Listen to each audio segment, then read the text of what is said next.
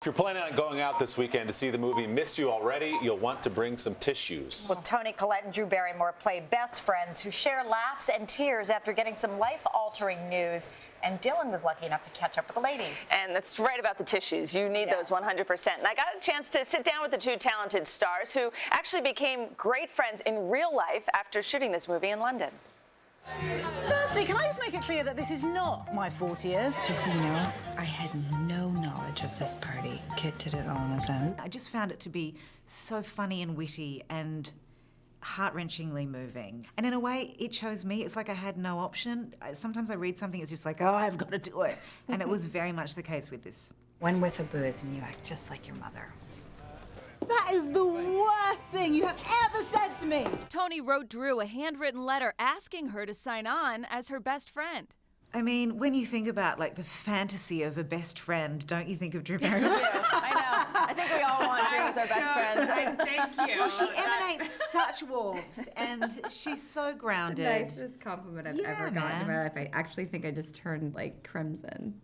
You did, I did. I never blushed. I know. I had just had my daughter, Frankie, my second daughter, and I thought, you know what? I want for them to see this one day. Do you hope that they grow up to have that kind of friendship that you guys had in the movie? Unlike a spouse, unlike your relationship with children, a woman-to-woman like friendship is a place where you're your most self, you laugh together, you nurture each other, you're just at the most ease with each other. So God, yes, do I hope for all women, including my daughters, that they get to partake in life's best offering of a female friendship. And a friendship blossomed on and off the screen. At the end of the movie, we couldn't bear to say goodbye, so we grabbed our families and caught the train to Paris. That's right. For a week.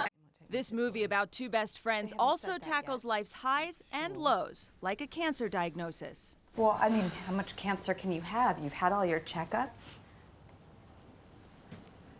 Well, I've been busy. How much did you think of your kids as you're making this movie? I mean... Well, you know, there's one particular scene where my character has to basically say goodbye to her daughter. I looked at you and I made you a promise. I promised that no matter what happened, I would always look after you. I mean, oh God, it's hard to even talk about. I couldn't even read it. I mean, I would get to the point. Oh God. I'm looking this way. It's over a year ago. What's happening? Can see me. And this is, by the way, exactly what our director would come in and scream at us. We'd be in the middle of "Stop shooting crying." something and become moved, and she'd come in and go, no, no, no, these women are strong. Is it okay if I just try this one? Sorry, I've been eyeballing it. Here. I definitely cried, but I smiled a lot. What do you hope people take away from watching this? We've had the pleasure of encountering some people who have said, I cried my eyes out, but I ran out and I called my best friend, or I called someone I loved because I needed to tell them that I love them. And it is a celebration of life. It's life-affirming. There are tears, but you do smile a lot in this movie as well. and Al are ready. I'm holding You guys Al's hand. wanna go? To get you through it. We're there. Right after Spectre. Nationwide this Friday. Come on. Dylan, thank you. Hello, Today fans. Thanks for checking out our YouTube channel. Subscribe by clicking that button down there and click on any of the videos over here to watch the latest interviews, show highlights, and digital exclusives.